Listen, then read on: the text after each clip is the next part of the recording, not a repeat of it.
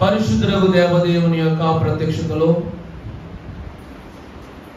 అసామాన్య పరిశుద్ధ మోషే సుఖోపవాస ధ్యాన కూటములలో మహాగణుడు పరిశుద్ధుడు దేవదేవుడు మనకిచ్చిన పరిపూర్ణ సమయములో ఎన్నో అద్భుతమైన సంగతులను తెలుసుకున్నటకు ప్రభువు 9 ఆజ్ఞల మర్మాన్ని 12 దినాలు మనకు తెలియజేశారు. 13వ దినంలో ప్రవేశపెట్టారు. ఈ రోజుతో దేవుడు సర్వ సృష్టికిని మనకును తెలియచేయాలని ఆశపడినటువంటి 10 ఆజ్ఞల యొక్క వివరము ప్రభువు మన దైవ జనుని యొక్క ప్రార్థనా వర్తమానముల ద్వారా మనకు బయలుపరిచిన వారై ఉన్నారు.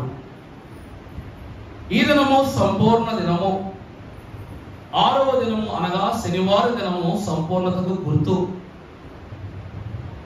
ఈ సంపూర్ణ దినములో 10 ఆజ్ఞలలో ఆఖరి ఆజ్ఞతో మనము ధర్మశాస్త్రాన్ని మొత్తము సంపూర్ణము చేయబోతూ ఉన్నాం.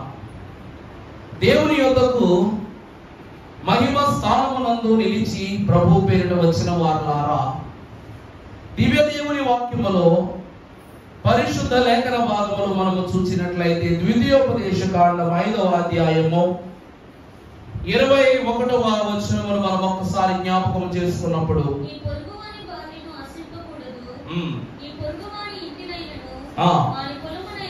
పొలమునైనను వారి దాసులనైనను వారి దాసినైనను వారి ఎద్దునైనను వారి గాడిదనైనను పొరుగు వానిదగు దేనినైనను నీవు ఆశింపకూడదు.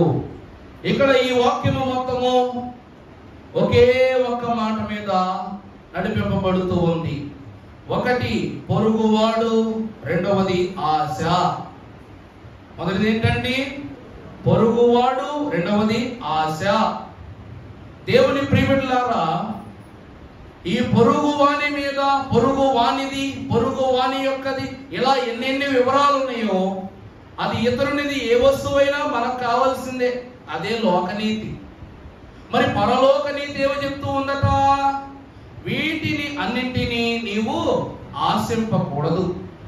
పరిశుద్ధ గ్రంథములో అక్కడ వ్రాయబడినటువంటి వచన భాగములో ఉన్న ప్రతి ఒక్క స్థితిని బైబిల్ గ్రంథములో చాలా మంది నెరవేర్చి చూపించారు. అందుకే దేవుడంతా ప్రత్యేకంగా తెలియజేస్తూ ఉన్నారు.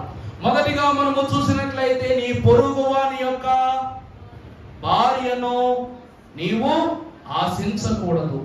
పరిశుద్ధ గ్రంథములో మనము చూసినట్లయితే 2వ సమూయేలు గ్రంథము 11వ అధ్యాయము 2వ వచనమును మనం ఒక్కసారి చదువుకున్నప్పుడు, ఒకానొక దినమున ప్రొద్దుగ్రుంకు వేళ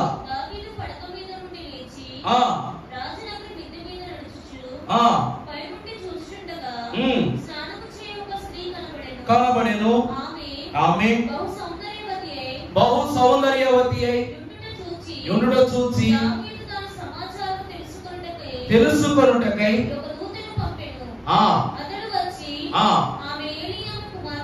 ఏలియాము కుమార్తెయు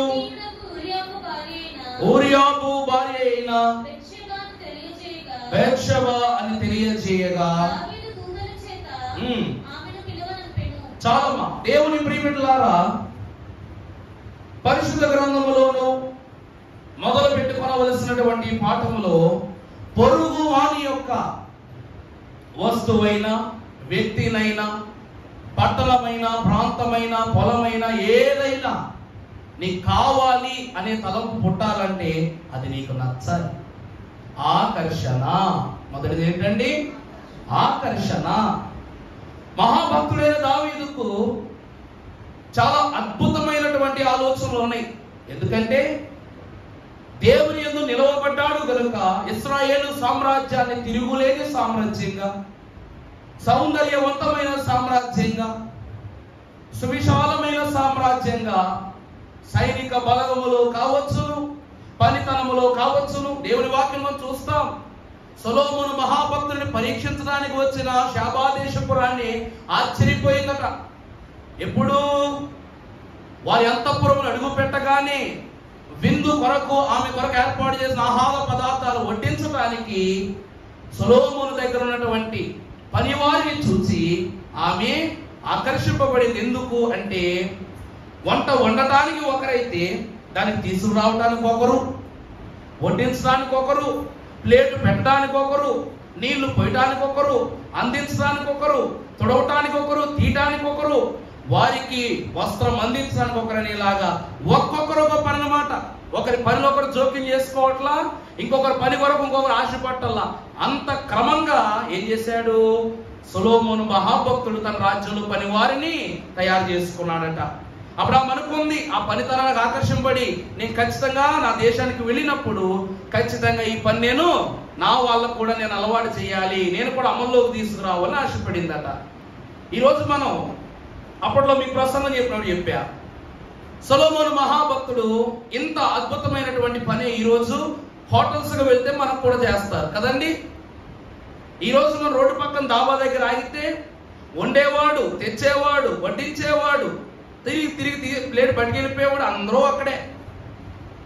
అదే మమ్మల్ని రెస్టారెంట్కి వెళ్ళామంటే ఆర్డర్ తీసుకోవడానికి ఒకరు వస్తారు, సర్వింగ్ చేయడానికి ఒకడు వస్తాడు, ఆ తర్వాత క్లీనింగ్ చేయడానికి ఒకడు వస్తాడు. వీళ్ళ ప్రక్రియ అది.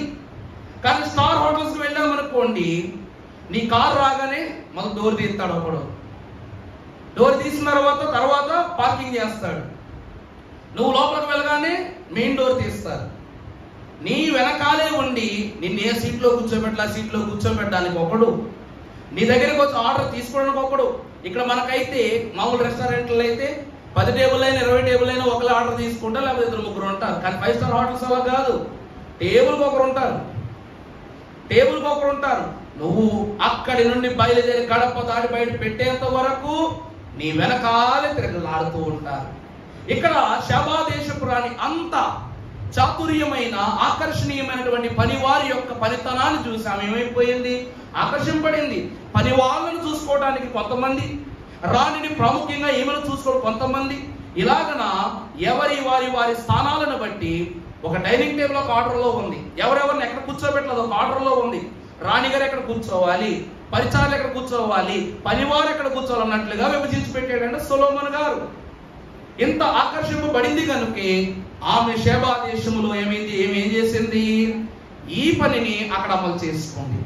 అలాగని ఇంత అద్భుతమైన నైపుణ్యత జ్ఞానము దావీదు నుండే సొలొమోనుకు వచ్చింది.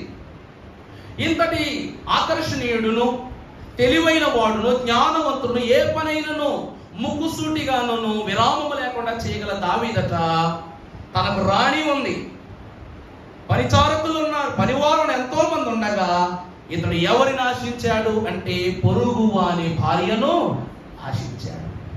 అంటే ఇక్కడ ఉన్న వాటి కన్నను క్రొత్తదైన ఆకర్షణ ఆమె అనగా బేషబాలో ఇతడు చూశాడు. చూడటాన్ని బట్టి ఇతడు ఏం చేశాడంట, ఆమెను కోరుకున్నాడు. పరిశుద్ధ గ్రంథంలో మనం చూసినప్పుడు సామెతల గ్రంథం 6వ అధ్యాయము 27వ వచనం మనం ఒక్కసారి చదువుకున్నట్లయితే, సామెతల గ్రంథం 6వ అధ్యాయము 27వ వచనం, ఒకడు తన ఒడిలో అగ్నిని నుంచుకొని ఎడల వాని వస్త్రములు కాలకుండునా, ఒకడు నిప్పుల మీద నడిచిన ఎడల వాని పాదములు కమలకుండునా, తన పొరుగు వాని భార్యను కూడిన వాడు ఆ ప్రకారమే నాశనము అగును, ఆమెను ముట్టువాడు శిక్ష తప్పించుకొనడు. దేవుని యందు ప్రియబిడ్డలారా, మహాభక్తుడైన దావీదుకున్నంత జ్ఞానము భయము ఎవ్వరికి లేదు ఈ లోకంలో. ఎందుకు అంటే సింహాన్ని చూసినప్పుడు ఏ చంటి పిల్లవాడైనా పారిపోతాడు. అంతమంది మందలో ఒక గొర్రె తప్పిపోవడం వల్ల తనకు వచ్చే నష్టమే లేదు. కానీ గొర్రె కోసం తన ప్రాణాలను తెగించలేదు. అతడు తెగించగల ఒకటే, ఈ లోకములో ఏదైనా సరే నా దేవుని కన్నా చిన్నదే, నా దేవుని కన్నా ఈ లోకంలో ఎంత గొప్పదైనా సరే చిన్నదే అని అతను భావించాడు. కాబట్టి గొర్రె పిల్ల ప్రాణమును కాపాడుకున్నట్టు నా దేవుడు నన్ను శక్తిమంతునిగా చేస్తాడని భావించి సింహం ఎదుగు దూకాడు. ఇంత భయము భక్తి గలవాడు ఒక స్త్రీ ఆకర్షణలో పడ్డాడు, స్త్రీ వ్యామోహంలో పడ్డాడు. అతనికి తెలుసు అది నిప్పు అని. అడుగు పెడితే కాలుతుందని తెలుసు, ఒడిలోనికి తీసుకుంటే వస్త్రము కాలిపోతుందని తెలుసు. అయినా అడుగు పెట్టాడు. ఏమయ్యాడు? చివరికి కాలిపోయాడు. ఎంతలా కాలిపోయాడంటే ఇద్దరు కుమారులు ముఖం మీద తిడుతున్నా దూషిస్తున్నా ఏమి అనలేనంత కాలిపోయాడట. సొంత భార్య సైతము అతనిని పట్టించుకున్నంత కాలిపోయాడట. తన కుమారుడైన సొలొమోను కూడా నా తండ్రి చేసిన దోషముల వలె నేను దోషములు చేయునట్లు దైవ జ్ఞానమును నీవు నాకు అనుగ్రహించమని దేవుని యొక్క తన తండ్రిని ఆధారం చేసుకుని వరం అడిగి అంత చెడిపోయాడట, కాలిపోయాడట. ఆఖరికి ప్రభు పాదముల మీద పడి చిరకాలము యెహోవా సన్నిధిలో నేను నివాసము చేయదు. ఎందుకంటే నేను చేసిన దోషము తుడిచిపెట్టేవేంట చిన్నది కాదు, నా దేవుడే అసహించుకున్నాడు, నా కుటుంబం ఎంత అని భావిస్తూ బాధపడుతూ రాజ్యాన్ని, సింహాసనాన్ని, సమస్తాన్ని విడిచిపెట్టి దేవుని పాదాల దగ్గర సమస్తమును ఉంచి దేవుని ఎదుట కన్నీరు కార్చినంత కాలిపోయాడట. దేవుని ప్రియబిడ్డలారా, దేవుని వాక్యములో పొరుగు వారి భార్య ద్వారా కలగబోయే కీడు ఎంత ఘోరమైనదో చూడండి. అనగా ఇతరుని భార్య అగ్ని వంటిది. ఇతరుని యొక్క భార్య ఎవరట? అగ్ని వంటిది. అది అగ్ని అని తెలిసి కాలు పెడితే నీకు తెలిసి కాలు పెడతావు, కాలకుండా ఉంటుందా? ఒడిలో దీపమే కదా అని ఒడిలో పెట్టుకున్నామంటే ఏమవుతుంది? వస్త్రం కాలిపోతుంది. అలాగే ఇక్కడ వాక్యంలో కూడా అన్నారు, ఒడిలో పెట్టుకున్నట్లయితే వస్త్రము కాలకుండునా, అడుగు పెడితే కాళ్ళు కమలకుండునా అని రాస్తూ ఉన్నా. మొదటిగా చూస్తే పొరుగు వారి భార్యను ఆశించడం ద్వారా అది అగ్ని గంధకమే అని ప్రభు తెలియజేస్తూ ఉన్నారు. ఇక తర్వాత ఏంటమ్మా? నీ పొరుగు వాని ఇంటిని ఆశించకూడదు. పరిశుద్ధ గ్రంథంలో మనం చూసినప్పుడు 2 తిమోతికి రాసిన పత్రిక 3వ అధ్యాయము 8వ వచనం మనం చదువుకున్నట్లయితే,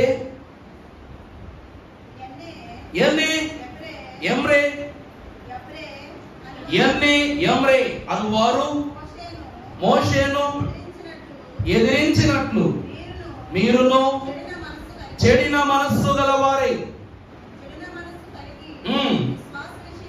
విశ్వాస విషయములో భ్రష్టులై సత్యమును ప్రభునందు దేవుని ప్రియబిడ్డలారా, ఎప్పుడైనా ఈ పేర్లు ఎప్పుడైనా మీరు విన్నారా? ఎమ్రే అనేటువంటి ఇద్దరు పేర్లు ఎప్పుడైనా విన్నారా? భారతీయ గారు అన్నారంట, మీరు భద్రపరచుకోండి. మిగిలిన వారు మరి అమ్మగారు మీరు విన్నారా? దేవుని వాక్యము 100 సార్లు చదువుతున్నాము అన్నది మాట కాదు. బైబిల్ వాక్యములో ఏ పేరు ఎందుకు రాయబడినో తెలుసుకోవటమే ముఖ్యం. ఇప్పుడు 4వ వచనం చదవండి. అక్కడ ద్రోహులు, మూర్ఖులు, గర్వాంధులు దేవుని కంటే సుఖానుభవం ఎక్కువగా ప్రేమించువారు. తర్వాత పైకి భక్తి గల వారి వలె ఉండియు దాని యొక్క శక్తిని ఆశ్రయింపనటువంటి వారు ఇటు వారికి ఉండము, పాప భరితులై దురాశల వలన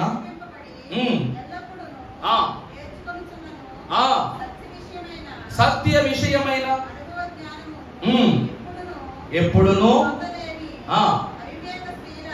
అవివేక స్త్రీల యొక్క ఇండ్లలో చొచ్చి వారిని పోవువారు వీరిలో చేరిన వారు. అంటే దేవుని వాక్యం యొద్దకు వచ్చిన మనందరికీ ఈరోజు ఒక వివరం తెలియాలి.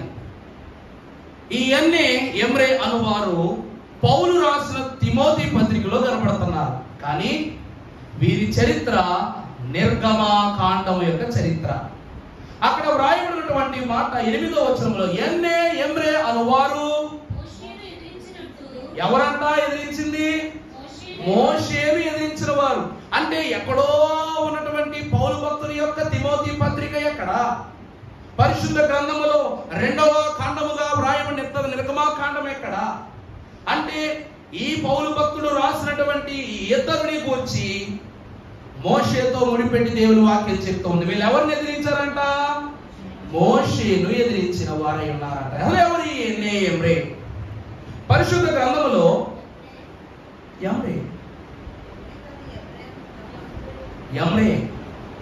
దేవుని వాక్యం మనం చూసినట్లయితే పరిశుద్ధుడకు దేవదేవుడట ఐగుప్తు దేశము మొదలుకొని రామశేషు నుండి ఇశ్రాయేలు ప్రజలను బయలు వెళ్ళ చెప్పమని చెప్పేసి మోషే అహరోనులను ఎక్కడికి పంపించారట? ఫరో యొద్దకు పంపించారు. ఫరో యొద్దకు పంపించినప్పుడు అతడు మోషే అహరోనుల దగ్గర ఎంత అద్భుతమైన క్రియలు అయితే ఉన్నాయో ఆ క్రియలన్నీ చేయటానికి గల మంత్రగాళ్లను పిలిపించారు. ఎవరు పిలిపించారండి? మోషే అహరోనులకు దీటైన మంత్రగాళ్ళు పిలిపించారు. పరిశుద్ధ గ్రంథంలో మీకు మాట చూపిస్తాను. ఆదికాండ గ్రంథము 41వ అధ్యాయం 8వ వచనం ఒకసారి మనం చూస్తే, తెల్లవారినప్పుడు అతని మనస్సు కలవరపడిన కనుక అతడు ఐగుప్తు శకునగాండ్రులను అందరినీ అక్కడి విద్వాంసులందరినీ ఫరో తన పనులను కలలను వివరించి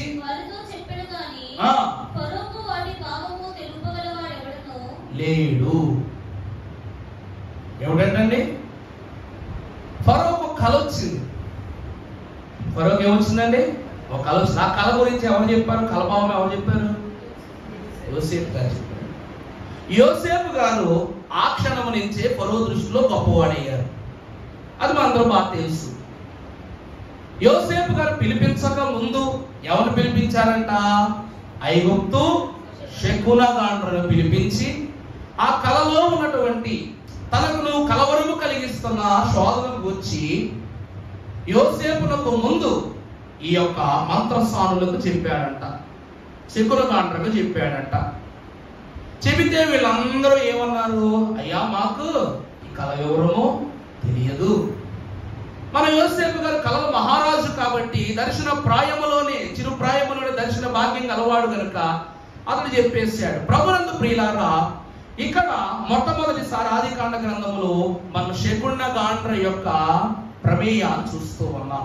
అలాగే నిర్గమాకాండములోనికి మనం వచ్చినప్పుడు 7వ అధ్యాయము 11వ వచనములు కూడా భక్తులు రాస్తున్నారు ఒక మాట. 7వ అధ్యాయం 11వ వచనం, అప్పుడు ఫరో తన విద్వాంసులను మంత్రజ్ఞులను పిలిపించెను.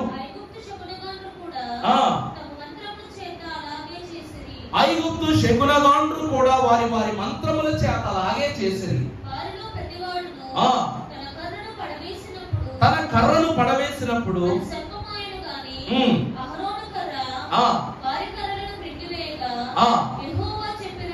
యెహోవా చెప్పినట్లు కఠినము ఆయను. చాలమ్మా దేవుని ప్రియమిత్రులారా, అక్కడ మంత్రజ్ఞులు శకునగాండ్రు అని రాయబడి ఉంది కానీ పేర్లు మాత్రం చెప్పబడాల.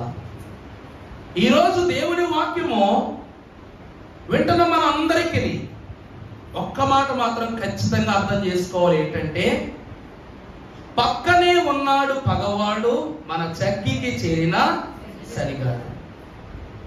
ఫరో భక్తుడు దేవుని వాక్యములో యెహోవా దేవుడు చెప్తాడు, నీవు ఎర్ర సముద్రమును పాయలుగా చేసి ఇశ్రాయేలు ప్రజలను ఆ మార్గము గుండా నడిపించుకుని వెళ్ళని చెప్పాడు. చాలా బాగుంది. కానీ మోషే ఏమంటాడు తెలుసా? మీరు ఈ క్షణము చూడబోతున్న ఈ ఫరో సైన్యము, ఐగుప్తు సైన్యము మీకిక ఎన్నడూను కనబడదు అని చెప్పాడు. ఫరో తెలివైన వాడో తెలివి తక్కువ వాడో నాకైతే తెలియదు, కానీ మంత్రజ్ఞులు శకునగాండ్రు ఖచ్చితంగా తెలివైన వాళ్ళే. ఎందుకంటే అహరోను యొక్క కర్ర వారి పాములను సైతము మింగివేసినప్పుడే శకునగాండ్రకు దేవుని శక్తి ఏంటో అర్థమైపోయింది. ఏమైపోయిందమ్మా? దేవుని శక్తి అంటే ఏంటో అర్థమైపోయింది. ఫరో అయితే కఠినుడు, ఎందుకంటే దేవుడు ఫరో మనసును కఠినపరిచాడు కానీ వీళ్ళ మనసును కాదు. ఆ క్రియ చూసిన తరువాత ఎమ్రే అను ఇద్దరు శకునగాండ్రు మంత్రగాళ్ళు ఈ పాములు అనగా వారి కర్రలో పాములుగా మార్చిన వారిలో వీళ్ళిద్దరు కూడా ఉన్నారనమాట. అర్థమవుతుందా నేను చెప్తుంది? ఈ ఇద్దరు ఆ పరిక్రియ క్రమములో ఉన్నారు. వీరు ఐగుప్తు వాసులే, కానీ వేషధారులై ఎక్కడ చేరుకున్నారు?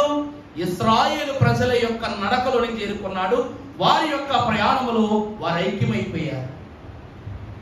ఐక్యమైపోయిన ఈ ఇద్దరు దేవుని శక్తిని అడుగడుగునా చూస్తూ వెళ్ళిపోయారంట.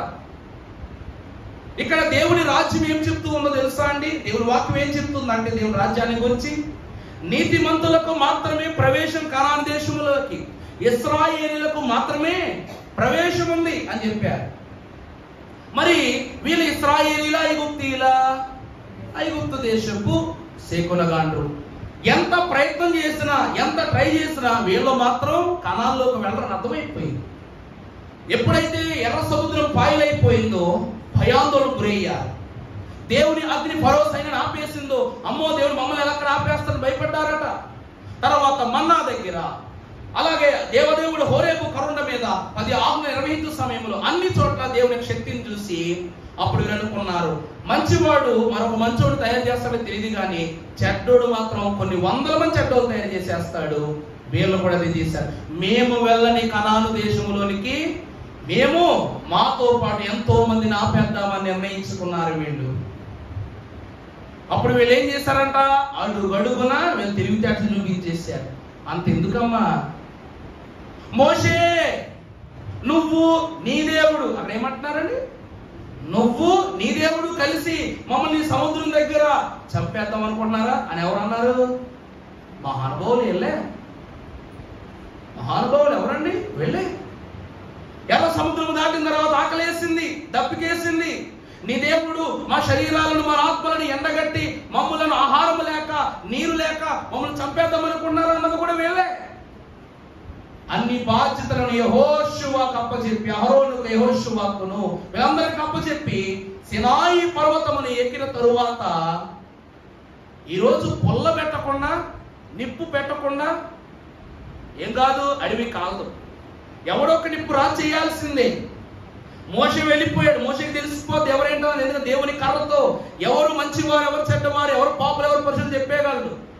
కానీ ఆ కర్రను పుచ్చుకుని దేవుని ఆజ్ఞ మేరకు సినాయి పర్వతం ఎక్కిన తరువాత కిందన్న వీళ్ళకి ఐగుప్తు విగ్రహాలు, దూడలు చేసేటువంటి క్రమము, అది చేయటం ద్వారా ఇదే మన దేవత అని చెప్పేటువంటి ఆలోచన ఎవరు పుట్టించారు అంటే ఈ ఎమ్రే అనేటువంటి దుష్టులే పుట్టించారు. ఏ రోజైనా ఇశ్రాయేలు ప్రజలు ఐగుప్తు విగ్రహాలు చేశారు కానీ వాళ్ళు అక్కడ పూజలు చేస్తూ ఉంటే ఇలా గంతులు వేసినట్టు ఎక్కడైనా చూసామా? 430 సంవత్సరాల చరిత్రలో ఎక్కడా కనపడదు. మన కారణం ఏంటంటే వీరికి తెలియదు కనుక. వీళ్ళకు పూజించడం తెలుసా? ఐగుప్తు దేవాలయాలకు ఇశ్రాయేలును రానివ్వరు. మరి వీళ్ళకి ఎలా తెలుసు పూజాక్రమం? వాళ్ళు ఏ దేవుడిని పూజిస్తారు వీళ్ళకి తెలుసా? మరి విగ్రహం ఎలా చేయగలిగారు? దేనితో విగ్రహము చేస్తే దేవుడు అనగా ఐగుప్తు దేవుని యొక్క శ్వాస మీదకి వస్తుందో ఆ విగ్రహాన్ని ఈ రూపుగా చేయని చెప్పింది ఎవరు? అది బంగారంతో చేయని చెప్పింది ఎవరు? ఎన్ని చెడు నడతలు! దేవుడు కూర్చిపెట్టిన దానిని, దాచిపెట్టుకోమన్న దానిని అంతటిని, డబ్బు గాని, వస్తువులు గాని, పనులు గాని, భోజనం గాని అన్ని భోజనం దగ్గర గొడవైందా లేదా? పూరేడు నడవమని చెప్పింది కూడా వెళ్ళే. ఎంత దౌర్భాగ్యం చూచారా? మనం ఏమనుకుంటామయ్యా అంటే ఇశ్రాయేలు ప్రజలకి ఎందుకో ఇంత బడాయి అనుకుంటాం మనం. కానీ దేవునికి లోబడిన జనము దేవుని మీదే నూరెత్తగలిగినటువంటి పరిస్థితి వచ్చింది. వీళ్ళే డైరెక్ట్ గా ఎదురొచ్చి నీ దేవుడు ఇలాగంటున్నారు కానీ మాకు ఇది కావాలని మోషే ఎదురు మాట్లాడారు అనుకోండి, దేవుడు కనిపెట్టేస్తాడు. ఆకాను మహాభక్తుడు అనగా ఆకానును ఎలాగైతే దొంగతనం చేయగా దేవుడు పసిగట్టేసాడు యెహోషువ ద్వారా, మోషే ద్వారా కూడా అలాగే పసిగట్టేస్తాడు. అందుకే పేతురు మహాభక్తుడు శిష్యులందరూ ఏదైనా అడగాలంటే పేతురు ముందర దోసినట్టు స్త్రీల ద్వారా, పిల్లల ద్వారా, అక్కడ గోత్రకర్తల ద్వారా వీళ్ళు ఆ విషయాన్ని ముందుకు దూసేవారు. మాకు ఈ మన్నా ఏంటి? మాకు పురేడులు కావాలి, మాకు ఈ ఆహారం ఏంటి, మాకు ఆ జలం కావాలి, ఈ ప్రాంతంలో అది కావాలి, ఇది కావాలని గొంతమ్మ కోరికలన్నీ పుట్టించి దేవుని మాటకు దూరపరచి వీళ్ళు ఏం చేశారంట? దేవునికి దుష్టులుగా ఇశ్రాయేలు ప్రజలు మార్చారు. వాళ్ళు అనుకున్న ప్రకారం యుద్ధం చేశారు. ఈ క్రమములో వీళ్ళెంతకు తెగించారంటే మోషేనే ఎదిరించేంత తెగించేశారు. ఇది ఎక్కడ జరిగినదంటే కనాను ద్వారము యొద్ద. అంతెందుకమ్మా, వారు లోపలికి వెళ్ళారు, 2 వెళ్ళారు లోపలికి. వెళ్ళిన వాళ్ళలో ఒకరేమో అక్కడ మనం బ్రతకటానికి ఎంతో అద్భుతమైనటువంటి సౌకర్యాలు ఉన్నాయని ఒకరు చెప్పారు. మరి రెండో వాళ్ళు ఏం చెప్తున్నారు? అమ్మో అక్కడ ఎంతో ఎత్తైన వ్యక్తులు ఉన్నారు, మనము చీమల వంటి వారము, దోమల వంటి వారము, వారు తొక్కినట్లయితే మనం ఏమైపోతాం? నలుపుబడిపోతాం, మనం అక్కడ బ్రతకలేము అని చెడు వార్త ఎలా బయటకు వచ్చింది అంటే ఇలాగే వచ్చింది. అర్థమైందా? ఈరోజు ఎంత అద్భుతమైనటువంటి బొమ్మ కారైనా కొనివ్వండి, కానీ దానికి సపోర్ట్ మాత్రం రిమోట్ లేకపోతే బ్యాటరీ. 2 బ్యాటరీలు లేకుండా కారు వెళ్తుందా? అలాగే ఈ 2 బ్యాటరీలు ఇశ్రాయేలు అని ప్రజలైనటువంటి వారికి కీ ఇవ్వటం పంపించటం. ఇలాంటి వారు ఎవరు అని దేవుని చెప్తుందంటే, అవివేక స్త్రీల ఇండ్లలో చొరబడి వారి సొమ్మును, వారి స్త్రీలో చూసారా, ఇక్కడ దేవుని వాక్యం చెప్తుంది, హెబ్రీ స్త్రీలు ఏమైనా వారు చురుకైన వారు. కానీ ఇక్కడ అవివేక స్త్రీలు దేవుని వాక్యంలో 430 సంవత్సరాల ఐగుప్తు బానిసత్వంలో భరించిన తర్వాత తెలివితేటలు ఎక్కడుంటాయి చెప్పండి? లేవు కనుక స్త్రీలనే మార్చారు.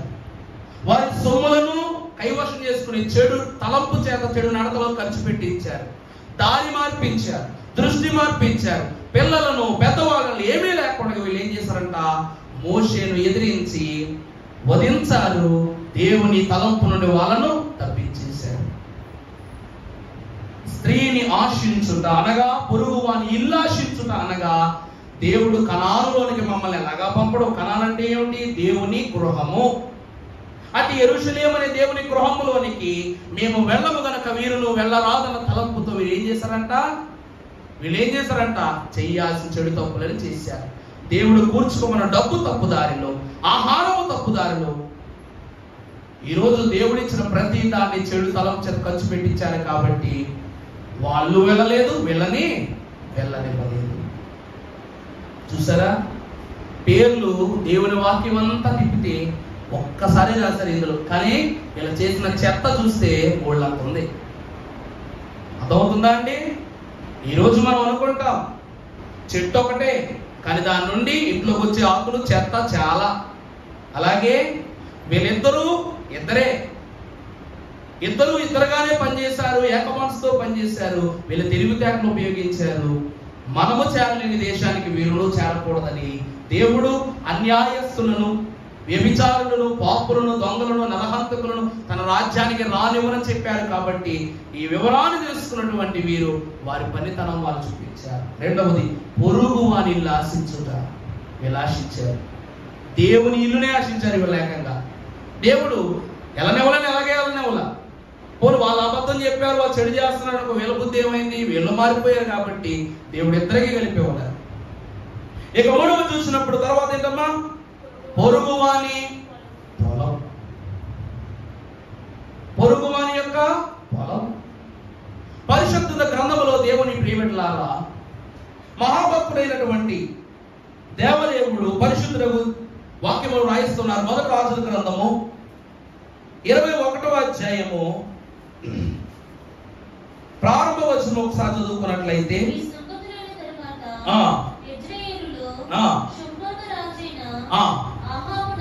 షుమ్రోను రాజైన అహాబు నగరును ఆనుకొని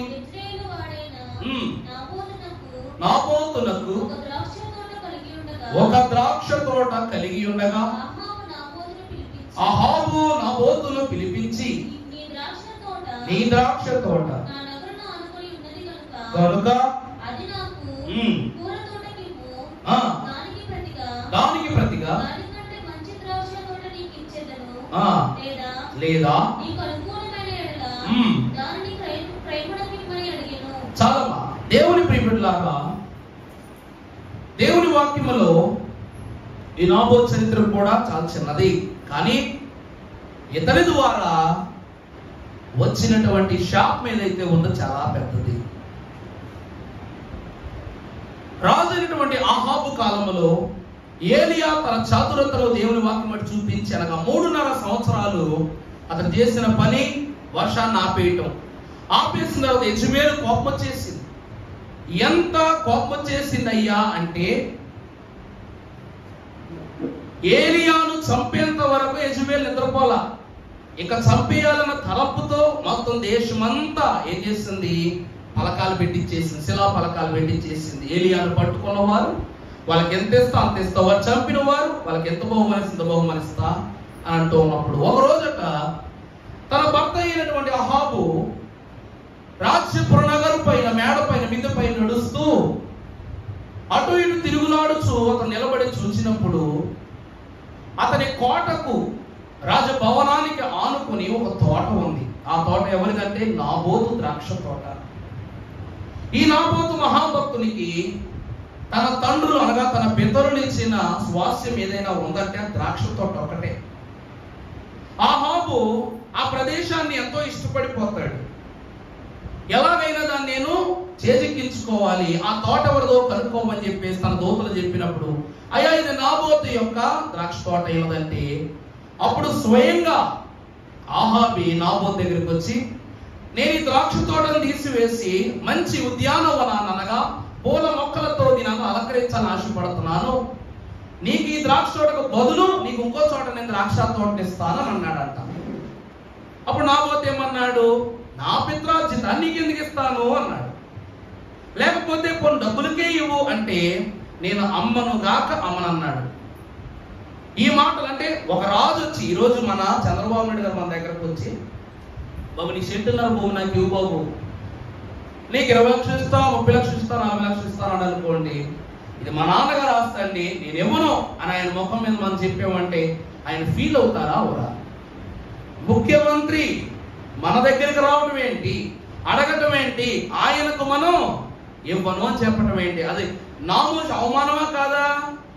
అందువలన ఆయన తర్వాత ఆయన బాధ ఎలాగైతే ఆయన బాధ పెడుతుందా, మనం అన్న మాటలు ఎలాగైతే ఆయన షాప్ పెడతాయో, ఇక్కడ అహాబు కూడా ఆ మాటలు విన్న తర్వాత బాధ వాడే చింతాక్రాంతుడైపోయి తన రాజభవనంలోనికి వెళ్ళి తను తాను ఏం చేస్తూ ఉంటాడు. ఇక ఆ మాటలు తనలో తాను తిప్పుకుంటూ బుర్రలో అలా తిరుగులాడుతూ ఉంటాయి. అలా కన్నీరు కారుస్తూ రోదన పడుతున్నప్పుడు యెజబెల్ వచ్చింది అన్నమాట. వచ్చి రండి భోంచేతులుగా రండి అని అనగానే నాకు ఆకలిగా లేదు నేను రానంటాడు.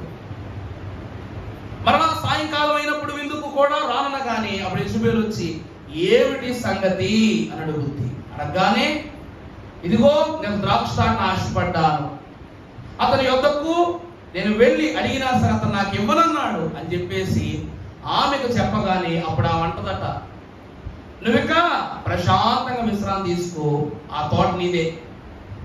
భార్య ఏమంటుంది, ఆ తోట నీదే, ఆ తోట నీకు అప్పగించే బాధ్యత నాది, రేపటికల్లా ఆ తోట నీ చేతిలో ఉంటదని ఈమె అహాబుకు చెప్పగానే అప్పుడు యెజబెల్ యొక్క పన్నాగం మొదలైందనమాట. అతని మీద ఎన్నెన్ని నిందలు వేయాలని నిందలు వేసేసింది. అతడు ఎంత చెడ్డవాడిని చూపించాలి అంత చెడ్డవాడిగా చూపించేసింది. చివరకు ఆ ప్రజలతో రాళ్లతో కొట్టి కొట్టి కొట్టి కొట్టి చంపించేసింది నాబోతుని. పొరుగు వాని పొలమును ఆక్రమించుకొనుటకు నాబోతునకు దోషి అనే ముద్ర వేసి రాళ్లతో కొడి చంపించేగానే ఈ విషయము తెలిసిన ఏలియా, అప్పటి వరకు దాగుకున్న ఏలియా నాబోతు మరణమును గురించి వినిన వెంటనే అహాబు దగ్గరికి వచ్చేస్తాడు. వచ్చేసి దుష్టుడవు, దౌష్టుడవు, పాపివి, దైవ విరుద్ధ క్రియలు చేసిన నువ్వు ఈ రోజు ఒక నిరపరాధి యొక్క రక్తాన్ని కళ్ళ చూసావు కనుక దేవుడి ఉగ్రత నీ మీదకు రాబోతుంది. నీ బిడ్డలైన వారందరూ ఈ పాపపు ఫలితాన్ని క్రయధనాన్ని అనుభవించి తీరాల్సిందే. నీకు పుట్టే బిడ్డలు నపుంసకులు అవుతారు, నీ భార్యను కూడా ఇలాంటి చావే కలుగుతుందని చెప్పిన తర్వాత ఆహాబు ఒక యుద్ధానికి వెళ్తే ఆహాబుని ఏం చేస్తారు, చంపేస్తారు.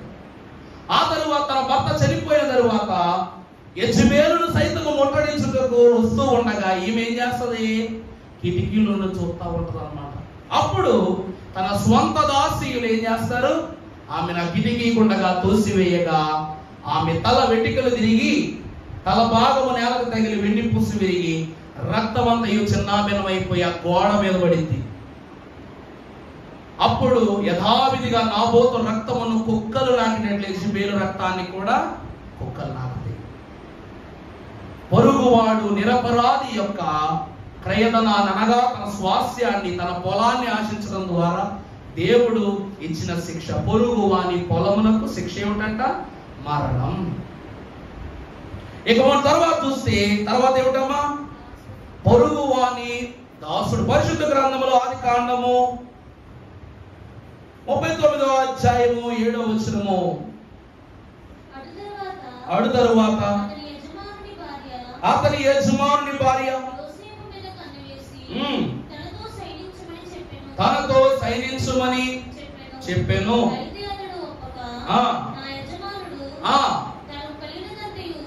నా యజమానుడు తనకు కలిగినదంతయు కదా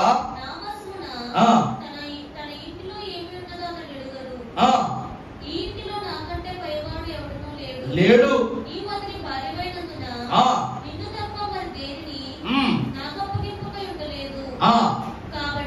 కాబట్టి నేను ఇప్పుడు ఇంతటి దుష్కార్యమైనటువంటి పని చేసి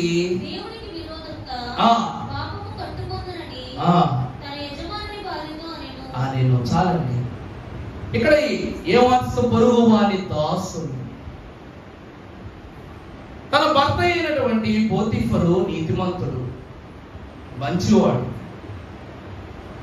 పోనీ అలాగని చెప్పేసి పోతీఫరు భార్యమే నీతి తాకినటువంటిది, నీతి లేనటువంటిది అని కాదు. యోసేపు యొక్క సౌందర్యము అటువంటిది. ఎందుకంటే తన వంశావళిలోనే యాకోబు సంతానములో యోసేపు శ్రేష్ఠుడు, అందగాడు, యవ్వనము గలవాడు, నీతిపరుడు, దేవుని భయము గలవాడు, దేవుని విధేయత గలవాడు. ఎంతటి వాడైనా యోసేపును చేర్చుకోవాలని ఆశపడతాడే గాని తోసివేయాలని ఆశపడడు. ఎందుకంటే అతడు చేసే ప్రతి పని వెనుక నీతి దాగి ఉన్నదని దేవుని వాక్యము సాక్ష్యమిస్తుంది. అందుకే యోసేపు యొక్క కీర్తి అతి తక్కువ సమయంలోనే ఫరో దగ్గరికి వచ్చి చేరబడింది. తన మంత్రజ్ఞులను శాస్త్రులను చెప్పలేనటువంటి భావాన్ని ఎవరు చెప్పారు? యోసేపే చెప్పేశాడు ఫరోకి. మరి అంతటి ఆకర్షణీయమైనటువంటి రూపము, అంత ఆకర్షణీయ జ్ఞానము తన కలిగి ఉంది కనుక ఇతని నైపుణ్యతకు పోతీఫరు ఇంటి బాధ్యతను, ఆస్తి బాధ్యతలను అంతటినీ యోసేపుకి అప్పచెప్పేశాడు. ఇలా అప్పచెప్పగా మరి ఎంత తెలివైన వాడిని ఎవరు ఇష్టపడకుండా ఉంటారు?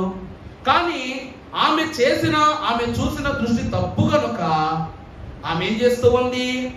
యోసేపును మోహించింది. ఆమె ఆశించింది యోసేపును. కానీ భయభక్తులను, నీతి నిజాయితీ కలిగినటువంటి యోసేపు గారు అంటారు, నువ్వు నా యజమానుని భార్య, నా ఆస్తి అంతటి, నీ ఆస్తి అంతటి నాకు అప్పగించిన నా యజమానుడు నిన్ను నాకు అప్పగించాల. అది ఆయన నీతి, అది ఆయన గౌరవము. నాకు ఇవ్వబడినటువంటి ప్రతి పనిని నేనేం చేస్తాను?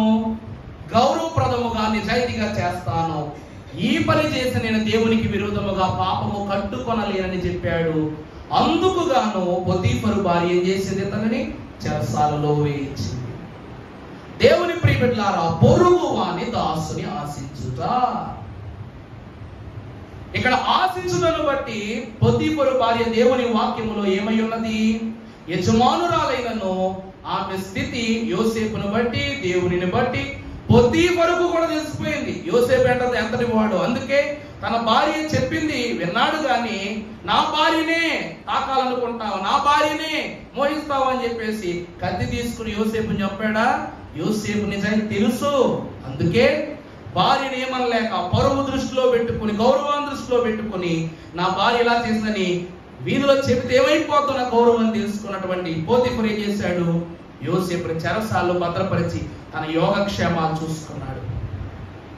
కానీ ఈరోజు భార్యని ఏమనమలేకపోయినా తన భార్య బుద్ధి తెలిసిందా లేదా? పోతీఫరుకి తెలిసిపోయింది, యోసేపు తెలిసిపోయింది. ఆ తరువాత దేవుని వాక్యం ద్వారా లోకమంతా తెలిసిపోయింది. దాసుని ఆశించడం ద్వారా. అందుకే దేవుని వాక్యం ఏమంటుందంటే, దాసుల ప్రార్థన తప్పక యొసగడు యేసు నాయకుడేమా ఇలవేల్పు అని రాయబడి ఉంది పాటలో. అంటే ఈ దాసుడు దేవునికి ప్రార్థించువాడు. అందుకే ఇతని యొక్క నీతి నిజాయితీ విషయంలో దేవుడు ప్రత్యేక ఆలోచనతో తనను కాపాడుకున్నాడు. ఈరోజు మోహించిన స్త్రీ పాపిగాను, మోహమునకు చిక్కని యోసేపు ఘనుడుగాను కనబడుతూ ఉన్నారు. ఇక తర్వాత పొరుగువాని దాసి. ఆదికాండము 16వ అధ్యాయము 3వ వచనం చదువుకుందాం. కాబట్టి అబ్రాము కనాను దేశములో అబ్రహాము భార్య అయిన సారాయి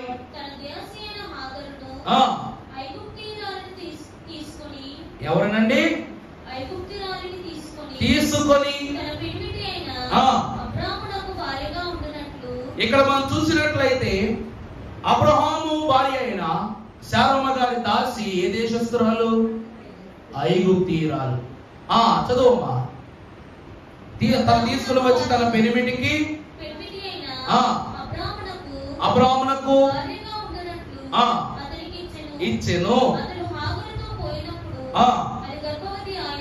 గర్భవతి ఆయను. తెలుసుకున్నప్పుడు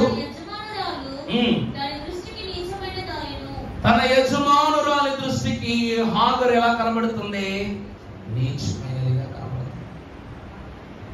ఇక్కడ అబ్రహాము తప్ప, లేకపోతే హాగరు తప్ప, లేకపోతే భార్య అయిన శారమ్మ గారు తప్ప, ముగ్గురులో ఎవరు తప్ప చెప్పండి?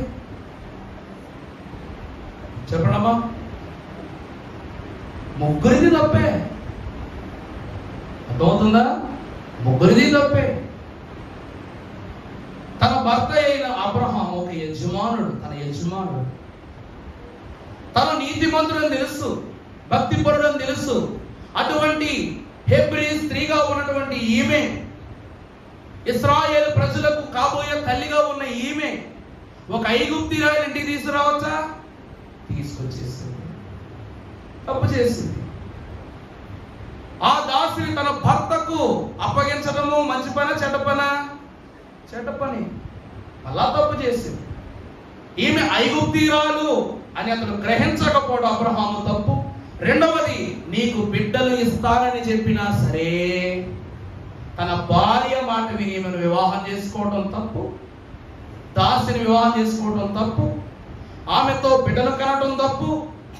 ఇక మూడవదిగా హాగరు, నన్ను పని కోసం తీసుకొచ్చారు కాబట్టి పని మాత్రమే చేయాలి, నా యజమానుని వైపు ముఖము కూడా చూపకూడదన్న కనీస ఆలోచన ఆమెకు లేదు. ఒకవేళ అటువంటి పరిస్థితి జరిగితే శారమ్మ గారు అసలే మొండిది. ఆమె నన్ను ఏం చేస్తుందో ఏమంటుందో అని గ్రహించకుండగా ఆమె కూడా ఆ దృష్టి లోపము గలదై అబ్రహామును కోరుకొనటము మరి ఒక తప్పు. ఇలా ముగ్గురు ఏం చేశారంట? దేవునికి విరుద్ధమైనటువంటి పని చేశారు. అందుకు గాను శారమ్మ గారు ఇస్సాకు చిరుప్రాయంలోనే చనిపోయింది. అవునా కాదా? రెబెక్కమ్మ గారు వచ్చేంత వరకు అతనికి ఏమి లేదు, అమ్మ లేదు, ఆ బాధ లేదు. అమ్మా అమ్మ అమ్మ అంటూ ఆ గుడారంలో ఎప్పుడైతే తన భార్య వచ్చిందో అప్పుడు తన యొక్క దుఃఖమంతయు నివారణ జరిగిన వాక్యంలో ఉంది. ఆ తర్వాత మనం చూస్తే అబ్రహాం మహాభక్తులు ఆయన ఏమన్నారు? ప్రభువు,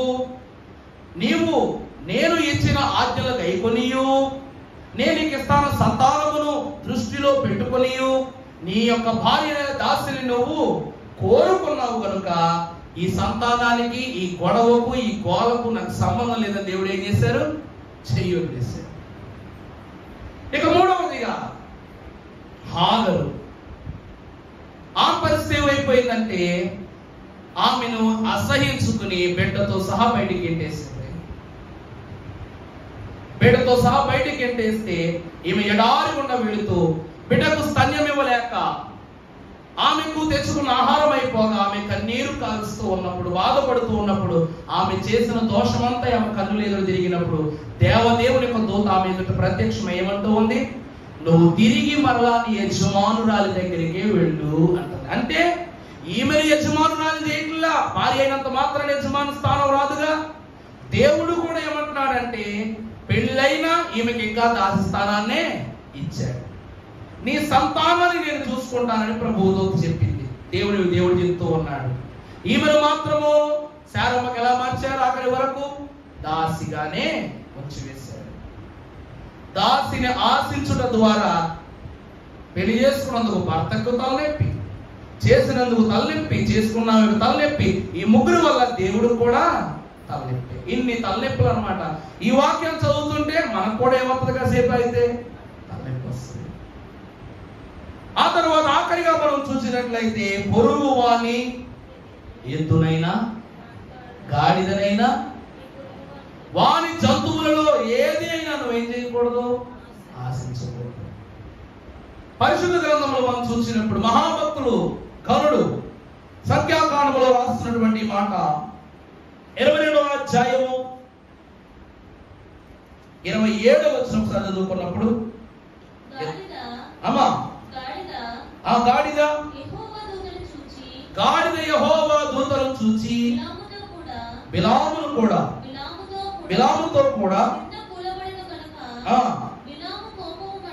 బిలాము కోపము మండి కొట్టెను. ఆ గాడిదకు దేవుడు ఏమిస్తూ ఉన్నారు, వాక్కునిస్తూ ఉన్నారు. మాట్లాడే గుణము ప్రభువు గాడిదకి ఇచ్చారు. అప్పుడు ఆ గాడిద ఏమంటుందట, నీవు నన్ను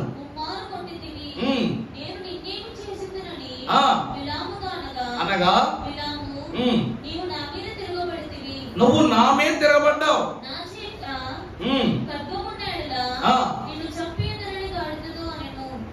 చాలు.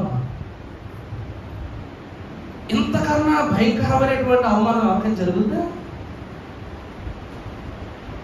దేవుడు గాడిదకి మాటలు ఇచ్చాడు. ఆ గాడిద ఏమంటుందంటే, అనవసరంగా నువ్వు 2 దెబ్బలు కొట్టావు, ఇప్పుడు నా చేతిలో కానీ కత్తి ఉంటే నేను ఏం చేస్తానంటుంది. అది గాడిద ఏం చేస్తుంది అక్కడ? చదువు, మళ్ళా చదువుతాను. నువ్వు నా మీద తిరగబడ్డావు అంటుంది. ఒకవేళ నా చేతిలోని ఖడ్గం ఉన్న ఎడల గాడిదతో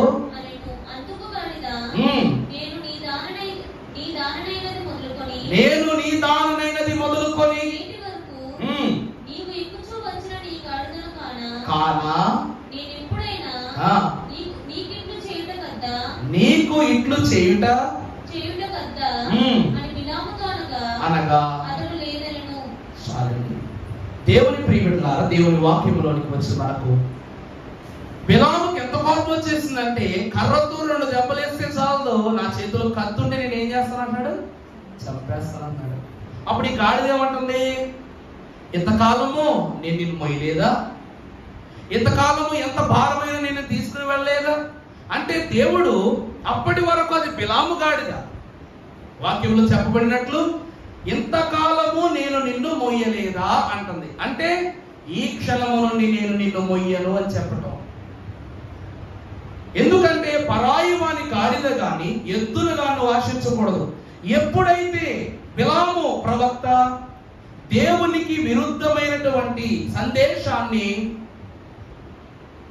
ఇశ్రాయేలు ప్రజల యొక్క నాశనానికి కావలసినటువంటి విధిని ఎప్పుడైతే బాలాకుకు చెప్పేశాడో, అప్పుడు దేవుడు బిలామును ఏం చేశాడు, పక్కన పెట్టేశాడు. పరాయవాడైపోయాడు బిలాము.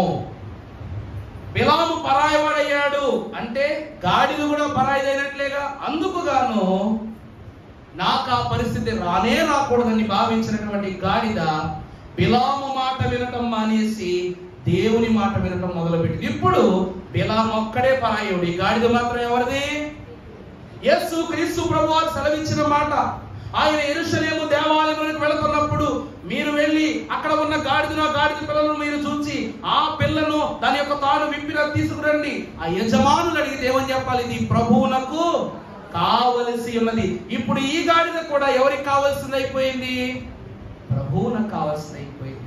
ఇప్పుడు దీని మీద బిలాముకు హక్కు లేదు. బిలాము కొట్టడానికి కానీ తిట్టడానికి కానీ చంపడం హక్కు లేదు. అది అంటూ ఉంది నోరు తెరిచి, ఎంతకాలము నేను మొయ్యలేదా? నువ్వు నీతిమంతుడు కాబట్టి మోసాను నేను.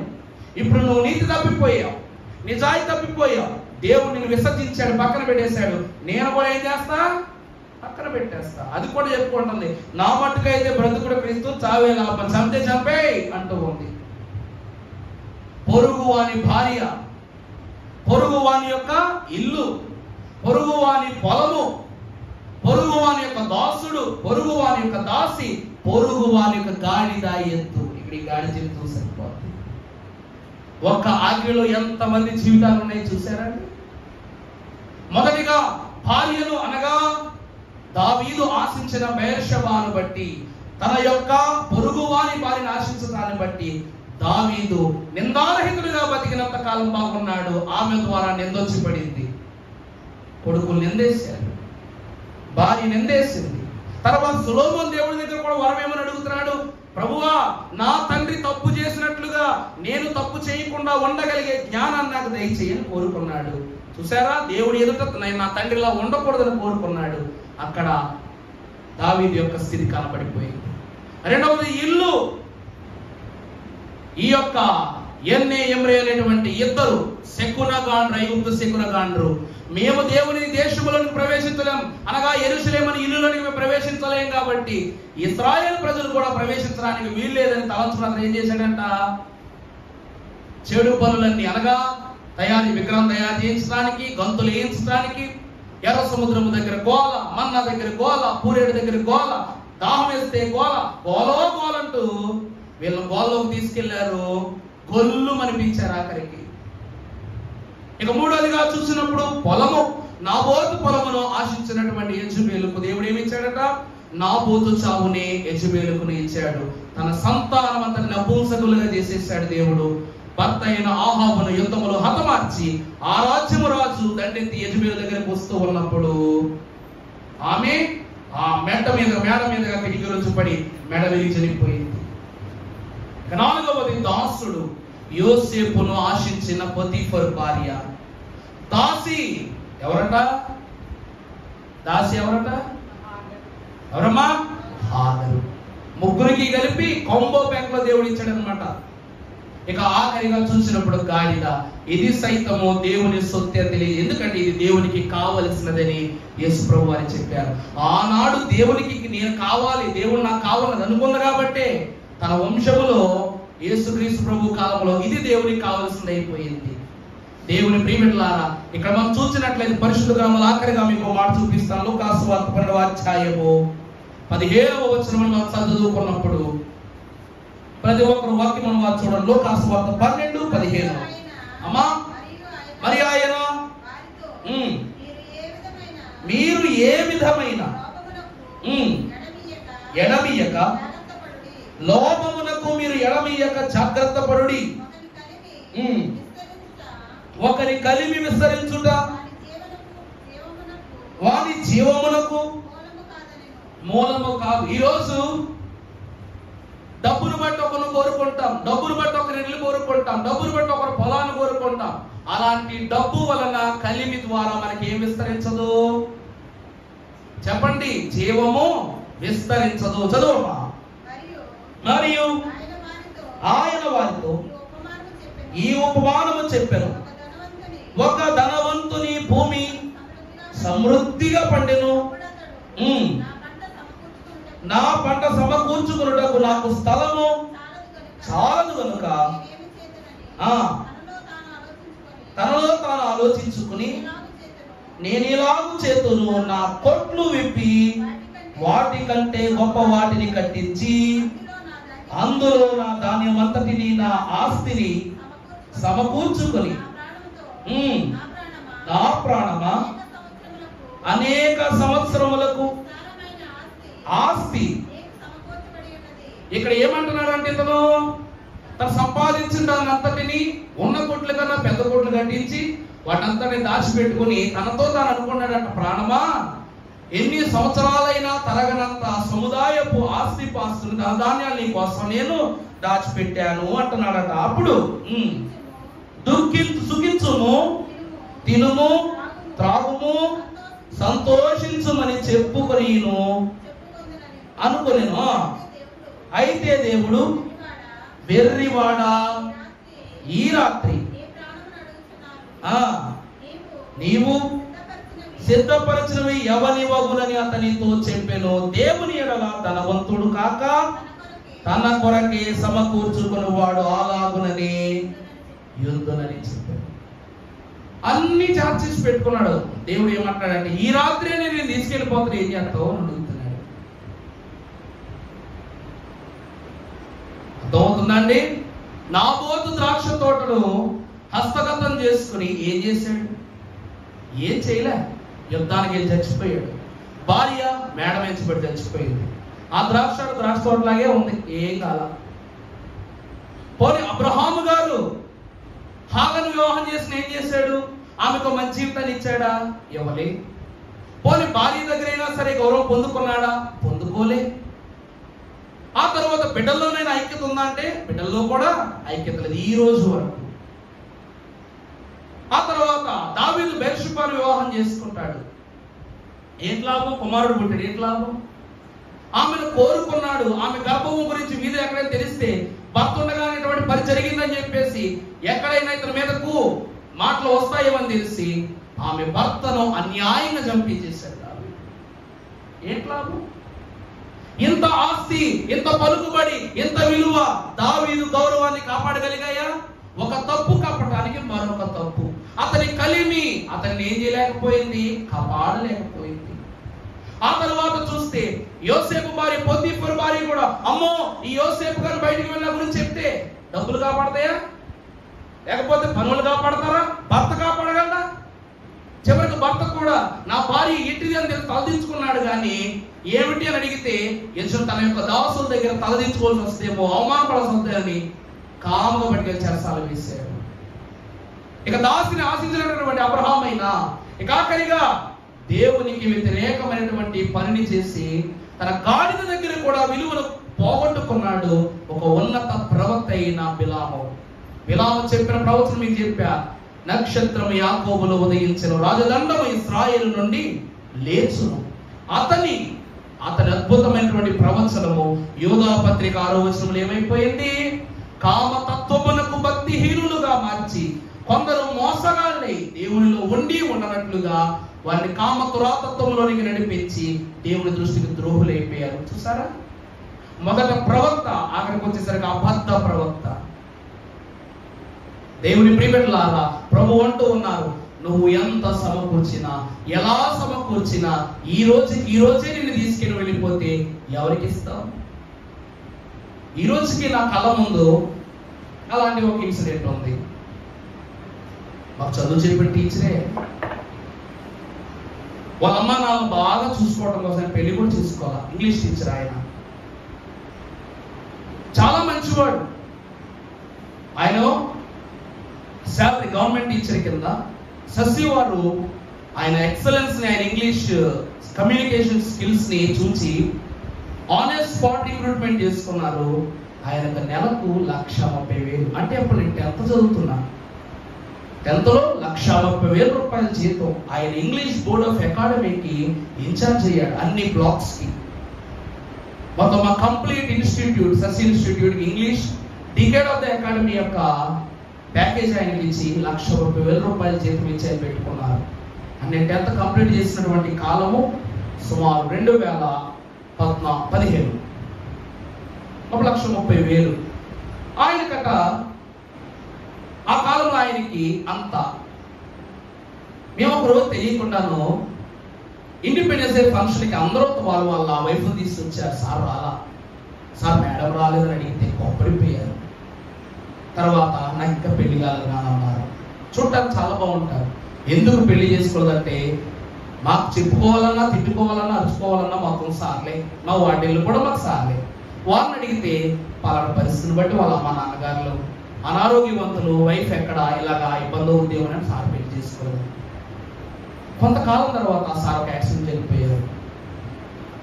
బాగా సంపాదించారు, కానీ అకౌంట్ డీటెయిల్స్ కానీ, పాస్వర్డ్స్ కానీ, ఏటీఎం కార్డ్స్ కానీ అన్నీ బొరలో ఉన్నాయి.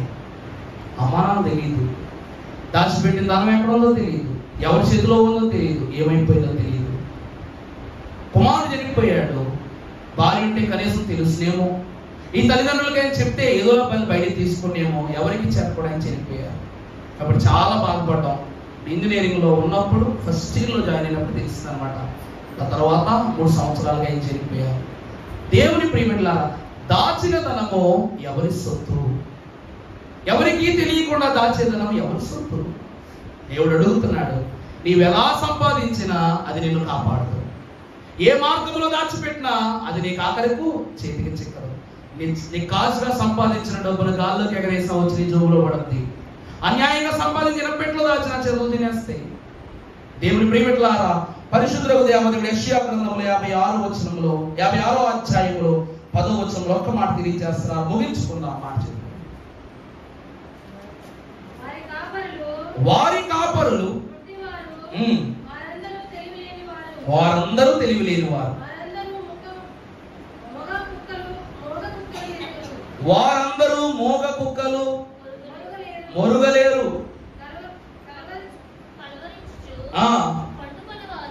కలవరించుచు పండుకొను వారు, అమ్మా నిద్రాశక్తులు,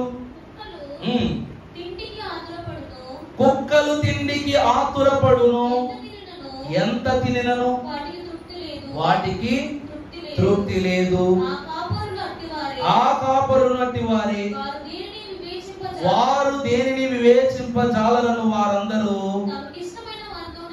పోవుదురు. ఒకడు తప్పకుండా చాలండి. ఈ రోజు ఇద్దరి గురించి ఇంకొకరి గురించి ఆలోచించేంత టైం టేబుల్ ఎవరికి లేదు. దేవుడు అంటూ ఉన్నాడు, యెషయా భక్తులు స్పష్టంగా అంటూ ఉన్నాడు, ఏలి ఆరోహణమై వెళ్ళిపోయిన తర్వాత అమ్మో గురువు వెళ్ళిపోతున్నాడు, నేనేమైపోవాలి, నేనేం నేర్చుకున్నాను, నా గురువు యొక్క నుండి నాకేమీ లభించలేదని బాధపడుతున్నప్పుడు ఒక దుప్పటి మాత్రమే ఎవరి చేతిలోకి వచ్చింది? ఎలీషా చేతిలోకి వచ్చింది. ఆ వస్త్రము చేత పట్టుకుని ఏం చేయాలో తెలియదు. చేసిన మొదటి అద్భుతం యోర్దాను 2 పాయలు చేయటమే. ఒక్క దెబ్బ కొట్టాడట యోర్దాను నది మీద, 2గా చీలిపోయింది. అప్పుడే తనకు అర్థమైపోయింది అన్నమాట, దేవుని ఆత్మ ఆయన మీదకు ప్రవాహ జలముల వలె మీదకు వచ్చి పడిందని. నడుచుకుంటూ వెళ్ళాడు, దేశంలో నిలబడ్డాడు, ఎందరో గొప్ప గొప్ప రాజులను తయారు చేశాడు, దేవుని సైన్యాన్ని ఆకాశ వీధుల్లోకి తీసుకొచ్చేసాడు, రాజుకు ధైర్యం చెప్పాడు, విజయాన్ని ఇచ్చాడు. తన మరణము పొందుకునే దినాలలో ఇదే యెహోవా రక్షణ బాణం అని చెప్పి ఒక విల్లును చేత పట్టించి ఒక బాణము వేయించగా అది ఎంత సరిహద్దు కోసమునకు వెళ్ళి దిగులో అంతవరకు దేవుడు నిన్ను కాపాడతాడని చెప్పాడు. అంత అద్భుతమైన సేవా జీవితాన్ని ఏలియా కన్నా ఎలీషా కనపరుచుకున్నాడు. ఈ రోజు పక్కవాడి గురించి ఆలోచించే ఓపిక లేదెవరికి. ఈ రోజు నన్ను దాకా నా జీవితమే తీసుకోండి, మా నాన్నగారు గొప్ప ప్రసంగికులు అంటే కాదు, మా తాతగారు గొప్ప ప్రసంగాలు నేను విననే లేదు, మరి నేను బోధించున్నానంటే నా బాణిలో నేను సాగాలి, నా రీతిలో నేను నిలబడాలి. వారి స్థితిలో వారు గొప్పవాళ్ళు, మా నాన్నగారు పాటల విషయంలో గొప్పవాళ్ళు, మరి నేను పాటలోనూ గొప్పవాడిని అవ్వాలి, మాటలోనూ గొప్పవాడిని అవ్వాలని, వారి పనుల్లోనూ నేనేమై ఉండాలి, గొప్పవాడనై ఉండాలి. మరి ఇతరులను పట్టించుకునే పని ఏమన్నా ఉందంటే ఉందా? నేను వారిలా ఉండాలి, వీరిలా ఉండాలి, అలా వెళ్ళాలి, ఇలా వెళ్ళాలి అనుకోవడం గొప్ప? నాలా ఉంటే చాలు, నీతిగా ఉంటే చాలు. అదే దేవుడు అంటూ ఉన్నాడు, నీ దాసులకు గాని నీ పొరుగువానికి గాని నీకు కలిగిన దానిని బట్టి నీకు లేని దానిని బట్టి గంటల గంటల మీటింగులు పెట్టే ఓపిక లేదు. అందుకే వారిని నువ్వు ఆశిస్తే నీ స్థితి ఏమైపోద్ది? నాశనమునకే గాని మేలుకు మాత్రము కాదు అంటూ. ఆశించిన ప్రతి ఒక్కరి శోధన ఎట్టి స్థితిగా మారిందో దేవుడు మాత్రం చూచా. ఈ దినముతో 10 ఆజ్ఞలు పూర్తి చేసుకున్న మనమే ఈ ఆఖరి ఆజ్ఞ పొరుగు వానిని ఆశించకూడదు అనేటువంటి ఆజ్ఞతో త్రిత్వ దేవుడు ఏ భక్తుల జీవితంలో ఎటువంటి ఆశను వారు కలిగి ఉన్నారో ఆశ ద్వారా వచ్చినటువంటి శోధన కూడా ప్రభు తెలియజేశారు కనుక ఈ 10 ఆజ్ఞల మర్మమును విపులముగా త్రిత్వ దేవుడు మన హృదయంలో పదిలపరచి దీవించును గాక. ఆమేన్.